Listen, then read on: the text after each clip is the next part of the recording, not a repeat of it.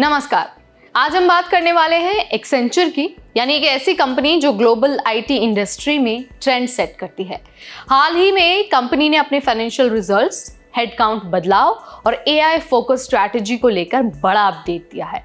तो सवाल यह है कि क्या कंपनी H1B वीजा पर निर्भर है, उनका ऑप्टिमाइजेशन प्रोग्राम कैसे काम कर रहा है और फाइनेंशियल ईयर 2026 में एक्सेंचर का ग्रोथ प्लान क्या है।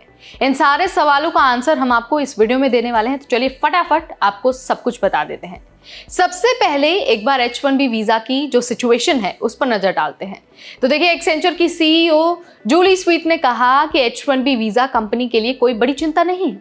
क्यों? क्योंकि अमेरिका में उनके कर्मचारियों का सिर्फ 5% H1B वीजा पर काम करता है, और वो भी सिर्फ स्पेशलाइज्ड स्किल्स के लिए। अगर इतिहास देखें तो 2015 में उन्हें 3400 H1B अप्रूवल्स मिले थे, लेकिन 2025 में ये घटकर सिर्फ 190 रह गए।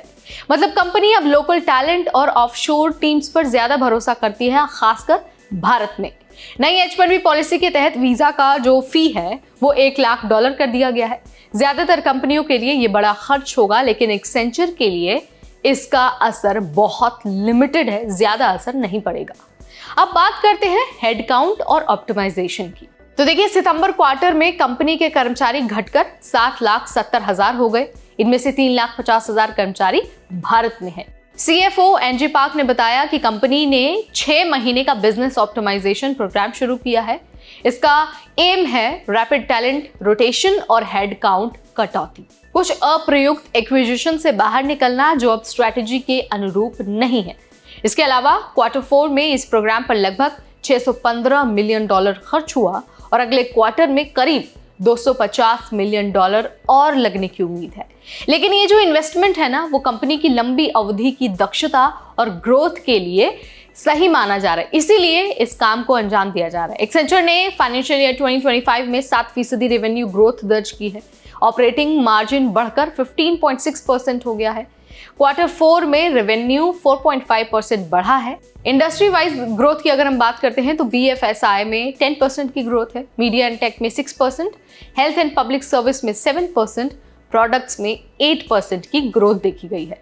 हालांकि हेल्थ केयर में थोड़ी सी गिरावट है, 3% है इसका जो रेट। इसके अलावा अगर हम जियोग्राफी वाइज ग्रोथ की बात करते हैं तो अमेरिका के लिए 5% है, EMEA के लिए 3%, एशिया पैसिफिक के लिए 6%, रेवेन्यू ग्रोथ में 4% ऑर्गेनिक और 3% इनऑर्गेनिक योगदान रहा, जो बहुत बैलेंस्ड और एक तरह से स्टेबल डेवलपमेंट को दिखाता है। एक्सेंचर का भविष्य AI और डिजिटल सर्विसेज में है। कंपनी के पास 77,000 प्रोफेशनल्स AI और डिजिटल टेक्नोलॉजी में काम कर रहे हैं। फाइनेंशियल ईयर 2026 में कंपनी वर्कफोर्स एक्सपेंशन और अपस्किलिंग पर ध्यान देगी। इसका एम है कर्मचारियों को नई तकनीकों में प्रशिक्षित करना और AI के जरिए प्रोडक्टिविटी को बढ़ाना। इसका मतलब साफ है कि एक्सेंचर टैलेंट और टेक्नोलॉजी दोनों में इन्वेस्ट करके जो अपने कॉम्पिटिटिव लोग हैं उनको चुनौती देना चाहते हैं और अपनी जो एक कॉम्पिटिटिवनेस है उसे बनाए रखना चाहती है। तो भाई, ये थी एक्सेंचर की लेटेस्ट स्ट्रैटेजी और फाइनेंशियल अपडेट्स की जानकारी। कंपनी ने H1B डिपेंडेंसी काफी कम की है, बिजनेस ऑप्टिमाइजेशन शुरू किया है और AI फोकस्ड ग्रोथ पर जोर दे रही है। इस वीडियो में फिलहाल इतना ही। अगली बार फिर आएंगे नई जानकारी लेकर। तब तक मुझे यानी नेहा को दीजिए इजाजत। Keep watching NBT tech add.